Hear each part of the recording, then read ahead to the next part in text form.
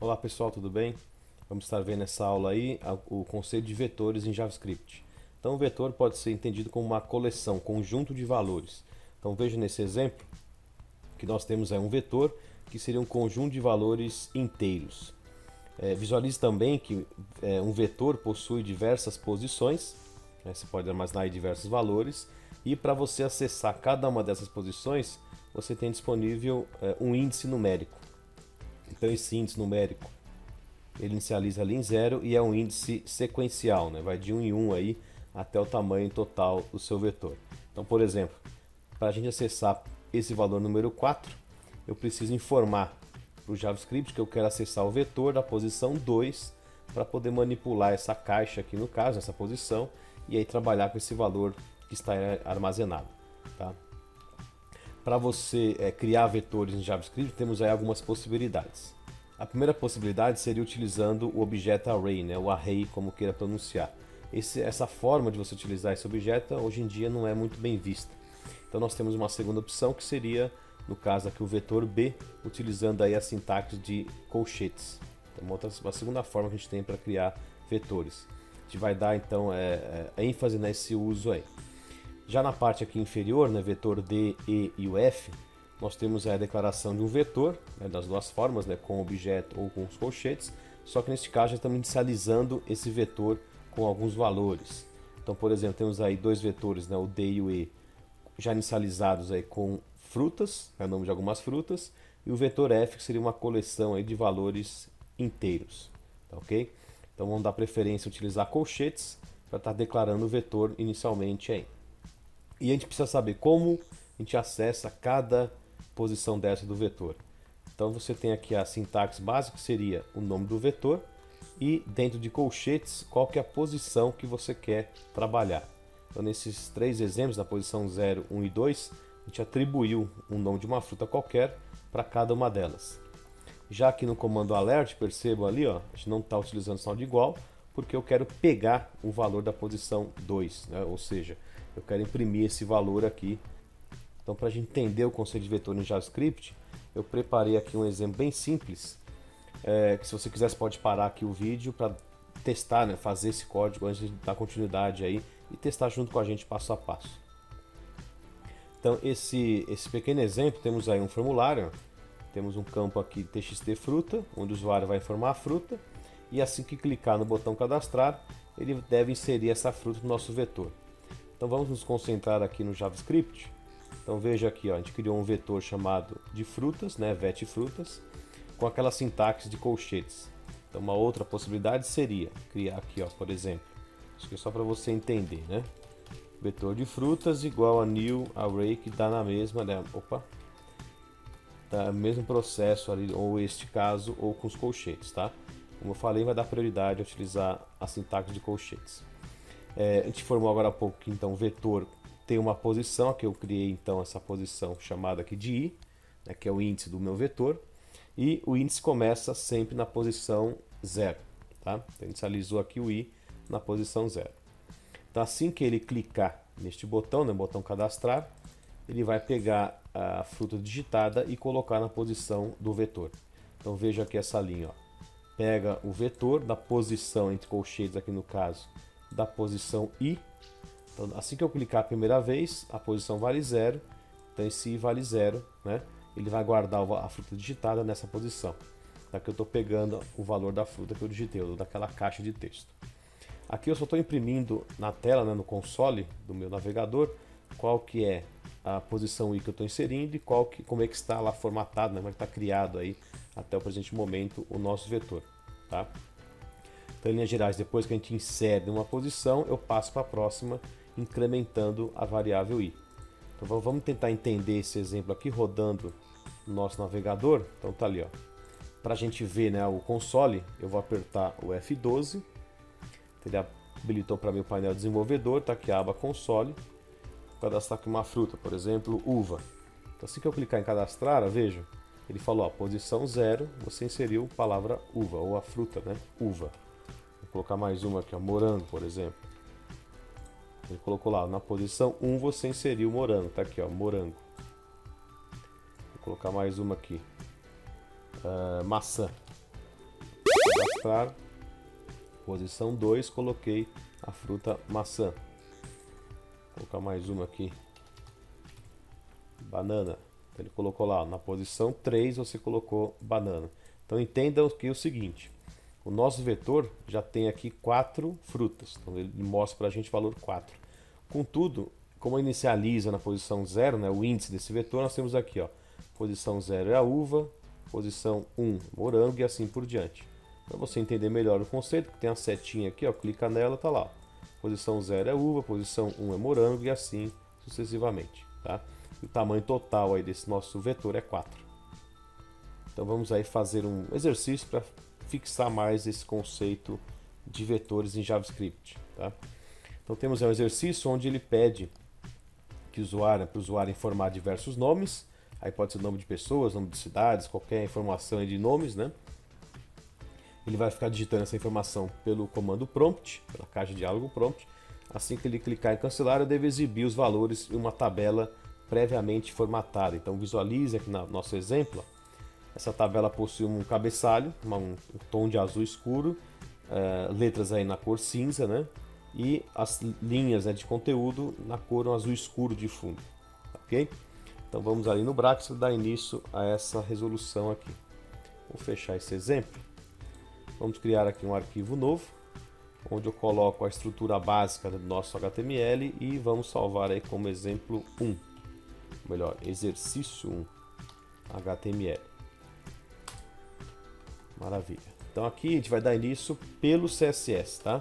Então eu vou criar aqui um estilo, seguindo o nosso exercício, ele pede lá que a tabela tenha um tamanho de fonte, uma cor de fonte, né? Vamos voltar aqui, ó.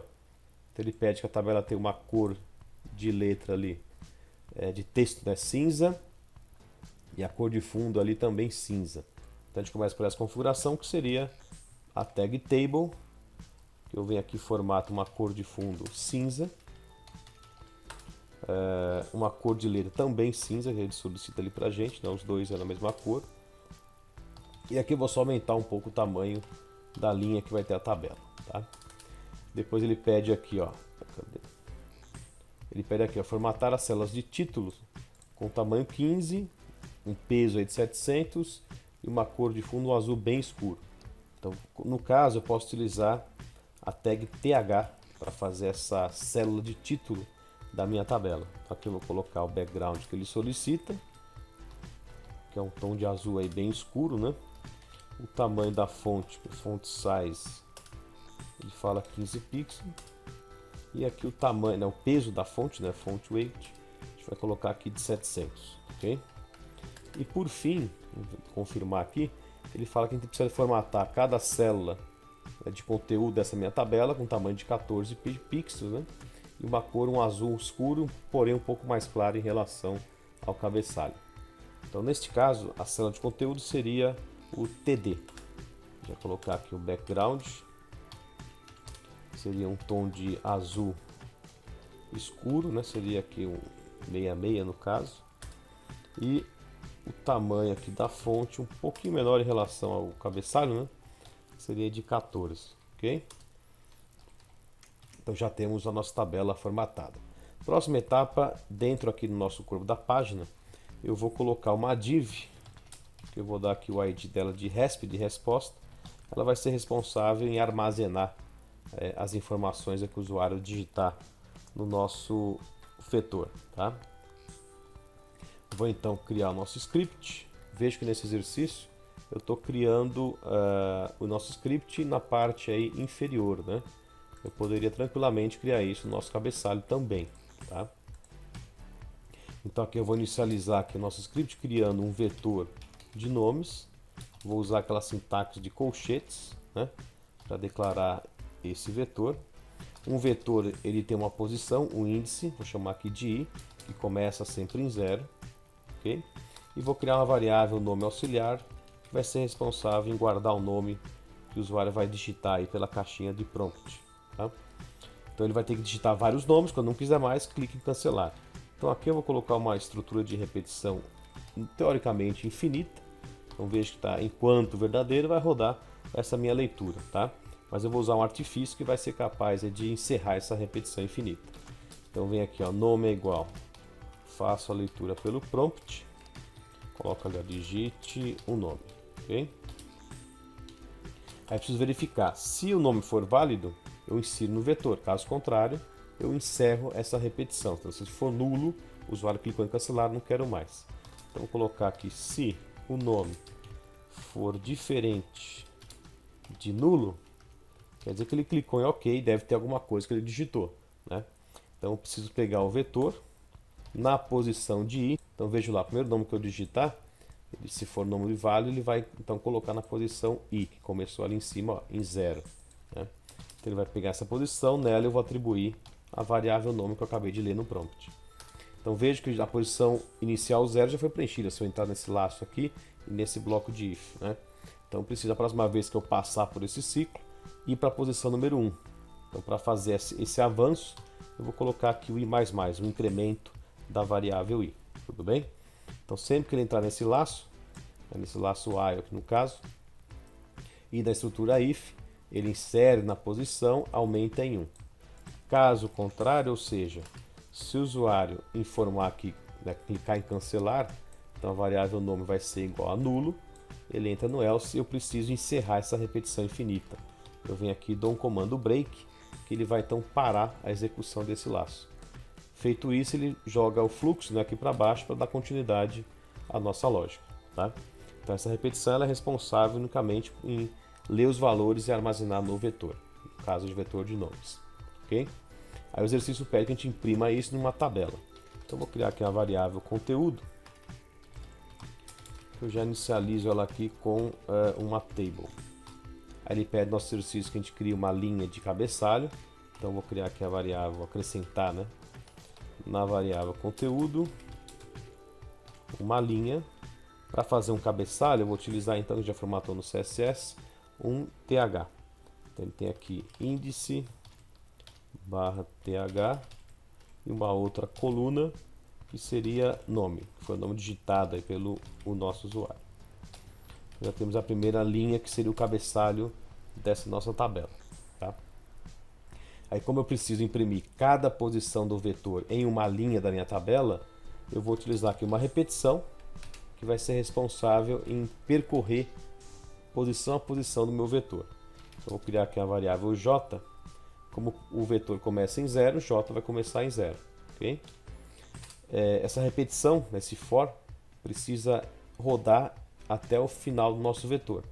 Então, lembrando que o vetor começa em 0, então eu não posso ir, por exemplo, se o vetor tem 5 elementos, né, no caso de 5 elementos, vai de 0 até 4, certo? Então fala aqui o seguinte, ó, enquanto j menor, como é que é o seu tamanho do vetor? Pega o nome dele, ponto a propriedade length. Então o que ela faz? Ela me traz qual que é o tamanho total do vetor. Então veja que eu coloquei o sinal de menor aqui no caso, ou seja, ele vai até o tamanho do vetor menos 1. Né? Um exemplo aqui fictício, se o vetor tem 5 posições, ele vai até o valor número 4 do índice. Tá? Caso eu tenha acessar uma posição que não existe, ele vai dar como indefinido. E eu avanço de 1 em 1 porque o vetor, o índice do vetor, ele é um índice sequencial. Então agora eu vou criar aqui a nossa linha que vai ter ali as nossas informações. Então vou criar aqui a primeira coluna. Então seria aqui nesse caso agora é TD, tá? Então TH é para criar o cabeçalho, TD uma linha ali, né, uma célula de conteúdo. E aí ele pede um índice numérico começando em 1. A gente se depara com um problema. Como é que eu vou criar esse índice 1 aqui? Ué, se o vetor começa em 0, basta eu acrescentar aqui mais 1. Poderia fazer isso aqui, por exemplo. J mais 1. Então quando for 0, ele exibe 1. Quando for 1, ele exibe 2 e assim por diante. Então vou fechar a primeira coluna, ok? E vou já abrir a segunda coluna. Vou colocar numa outra linha, vou colocar aqui embaixo a outra coluna, que vai ser responsável em exibir o nome do vetor, naquela posição específica. Eu pego o vetor da posição J, imprimo nessa, coloco, né, nessa minha segunda coluna aqui. Ok? Aí basta fechar a linha que a gente abriu ali em cima, ó, barra TR. E para encerrar essa tabela, eu preciso fechar ela, né? Então pega ali o conteúdo, barra table para fechar a tabela, ok? Feito isso, a gente vai então exibir essa tabela já criada na nossa div. Então vou acessar aqui a div, ó, getElement by div, o nome da div aqui em cima, ó, é resp. Então vem aqui e coloco resp, como é uma div inner HTML, né? Não tem ponto velo. E nela eu atribuo lá a variável que já tem a tabela criada, ok? Então vamos salvar isso aqui e visualizar o que foi feito, ó. Então temos a digite o nome, vou colocar lá qualquer nome. Quando a gente for informar 3 nomes, né? Fulano, fulano 1, fulano 2, fulano 3. Quando você não quiser mais informar valor, você clica em cancelar, aí está ali a tabela. Primeira coluna, no caso aqui, o índice numérico começando em 1, ó, sequencialmente. E na segunda coluna, os nomes que o usuário informou pela leitura do prompt. Tudo bem? Então é isso, até a próxima aí.